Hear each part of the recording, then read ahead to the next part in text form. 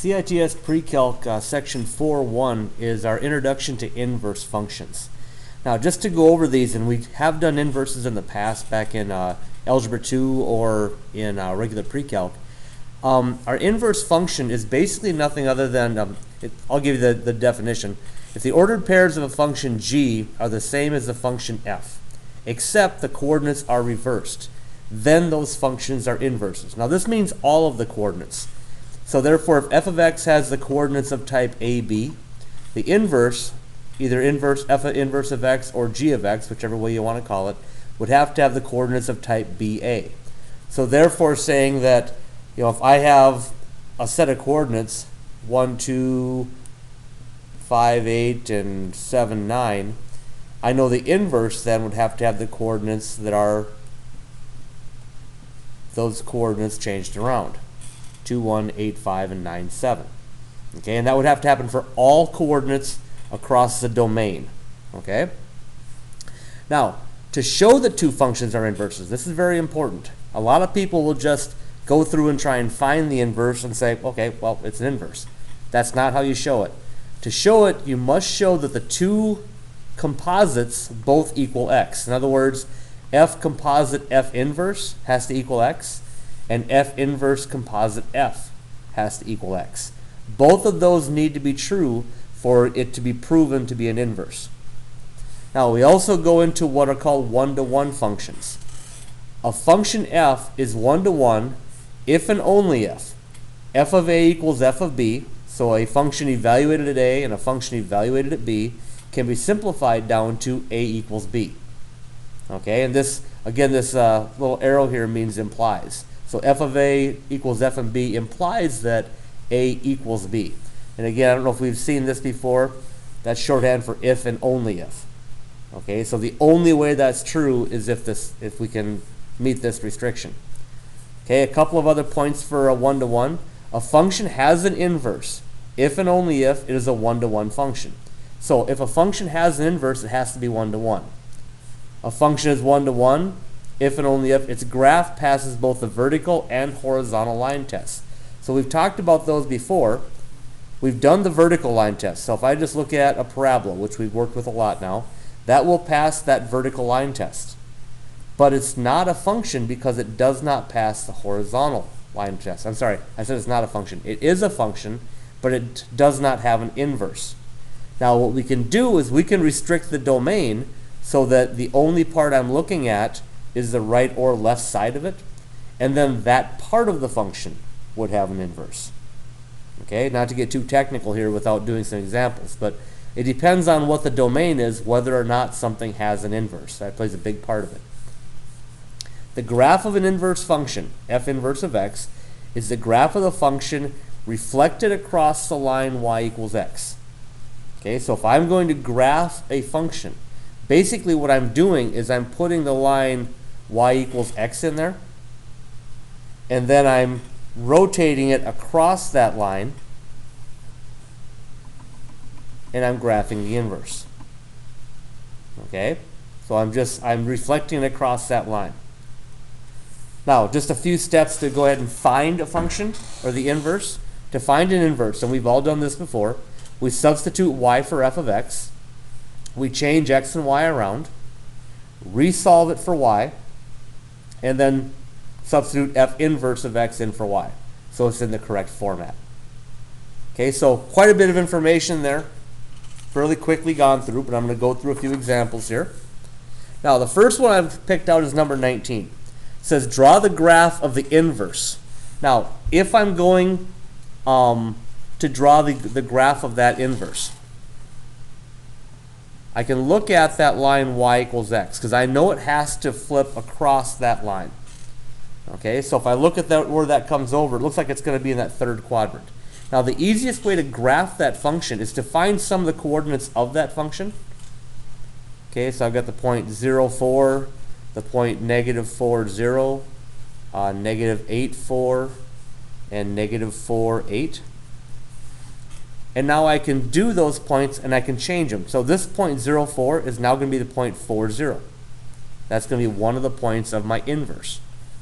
Okay? This one's going to be 8, negative 4. So 8, negative 4. And 0, negative 4. And 4, negative 8. So I can change those points, change the x and y coordinates around, and I now have the graph of that function. Now the question here is it a relation? Well, everything's a relation. Okay, if it relates x to y, it's a relation. The other question is it a function? Well, this one's not a function, is it? Because it doesn't pass that test. Is the inverse a function? Well, it still doesn't pass the test, so it's not. Okay, but it is a relation. 25. Use the composition of functions to determine if they are inverses. Now, remember back here I said, if a function is an inverse, to show it's an inverse, we have to do the two composites. F composite F inverse and F inverse composite F. Now I'm going to do two examples of this. So the first one I'm going to do is I'm going to do F composite G. And then I'm going to do G composite F. Now both of those should equal X when I'm done, if it's an inverse. So F composite G just takes negative 1/2, plugs G into it, minus 2x plus 1, minus 1/2. Simplify this out, and I'm going to get X minus 1/2, negative 1/2, X minus 1/2, okay? So that ends up being X minus 1. So right away we have that question. Is that going to be an inverse? Okay, well, if I'm looking at it, does that equal X? Well, no, it doesn't. So I really don't have to do this side. Let's do it just for fun.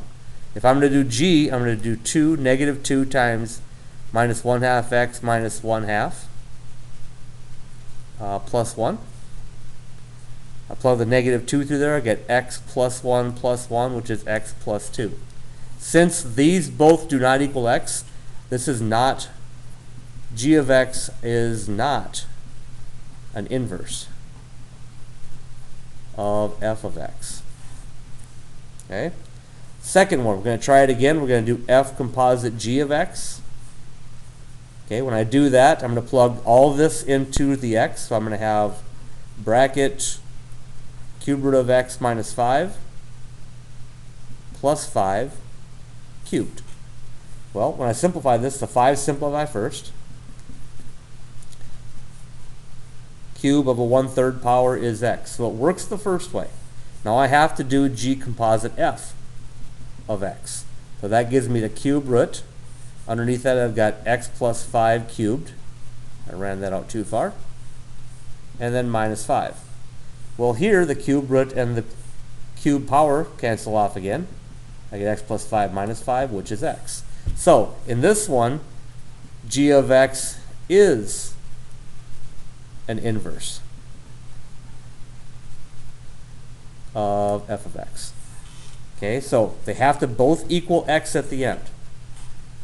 Got a few more examples here. Nothing too heavy. Now we're just going to find the inverses. Okay, if they want us to find the inverse, so we have to state the domain or any restrictions on that domain. Okay, so we start out, first step we had, and again we can go back and look at this, substitute y for x. So y equals negative 3x plus 11. Interchange x and y. So x equals negative 3y plus 11. Solve for y. So x minus 11 equals negative 3y. Divide by negative 3, I get negative 1/3 x plus 11/3 equals y. And then we're going to change the y in for f of x. So f inverse of x is negative 1/3 x plus 11/3. Now the question is, does this change the domain at all? Well, the domain of the original function was negative infinity to positive infinity, because there's no value of x that I can't plug in. If I look at this one, it's still just a linear function. So I can still plug every value of x in. So my domain is still negative to positive infinity. On 46, if we go through it, now my domain here has been closed off. Remember I talked about in the beginning that we might have to restrict that domain to make the inverse a function. Well, what's happening here is on this graph, Our general graph starts at -4 and goes up to both sides. But since I restrict that domain to x being just greater than 0, this part doesn't exist. So now this is a vertical line test and a horizontal line test. So the inverse should be a function. So let's find that inverse. Okay? I'm going to switch x or put y in for x. Switch x and y around. Whoops. Okay. What am I doing? There we go. And solve for y. So I'm going to move that x plus 4 equals y squared. And take the square root of both sides.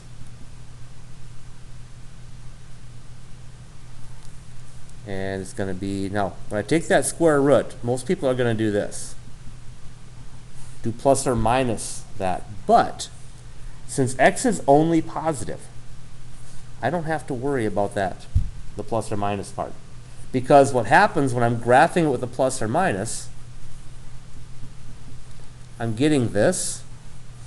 But since x could never be negative, I'll never have that part. Okay? Because this one's just flipped across the line y equals x. So therefore, all I have is f inverse of x equaling the square root of x plus 4. Now I need to look at that domain.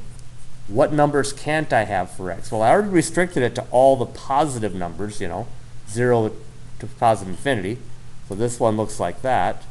Do I have to restrict it anymore? Well, now, if you look at it, I have to start, I can go all the way back to -4.